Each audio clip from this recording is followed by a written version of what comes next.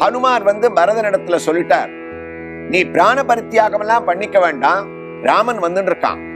உனக்கு கொடுத்த ஒரு வாக்கியத்தை காப்பாற்றுவதற்காக சீதையோடும் லக்ஷ்மணனோடும் விபீஷ்ணன் எல்லாருமா புஷ்பக விமானத்துல வந்துட்டு இருக்கா, அதனால நீ கவலைப்பட வேண்டாம்னு சொன்ன உடனே பரதனுக்கு பரமானந்தம்.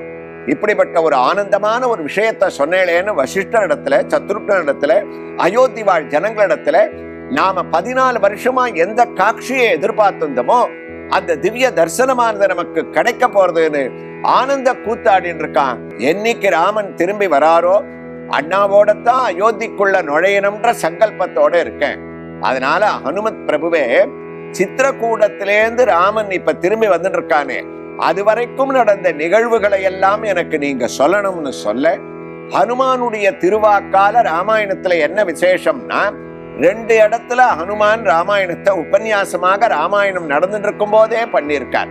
ஒரு இடம் நம்ம எல்லாருக்கும் தெரியும், சுந்தரகாண்டத்துல சீதையினுடைய உயிரை காப்பாற்றுவதற்காக ராமன் அவதாரத்திலேருந்து சுந்தரகாண்டத்துல தான் சீதையை தரிசனம் பண்ண வரைக்கும் ஒரு உபன்யாசமாக பண்ணார்.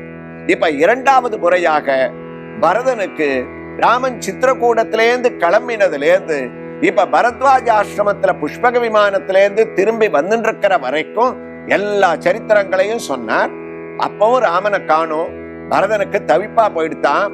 ஏ ஆஞ்சநேயா, ராமன் வந்துட்டு இருக்காருன்னு சொன்னீங்க, இன்னும் காணுமே, இதுவும் பொய்யா போயிடும் போல இருக்கே, நான் பிராணபரித்தியாகம் பண்ணிக்கவான்னார். அவசரப்பட வேண்டாம், அதோ பாருங்கோ பரதா, புஷ்பக விமானம் வரக்கூடிய சத்தம் கேட்கறத, அதோ வந்துருத்த.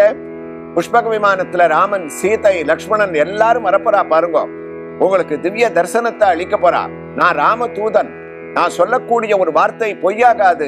ராமன் என்ன ஆக்ஞாபிச்சாரோ அதைத்தான் உங்களுக்கு தெரிவிச்சிருக்கேன்னு சொல்றதுக்குள்ள அந்த விமானத்தை பார்த்த உடனே பரதனுக்கு ஆனந்தமா, இத்தனை நாளா தான் பரிபாலனம் பண்ணிட்டு வந்த பாதுகா தேவிய தான் சிம்மாசனத்திலேருந்து எழுந்தருளை பண்ணிட்டு தன்னுடைய சிரஸ்ல வச்சுண்டு ஆனந்த கூத்தாடுறான்.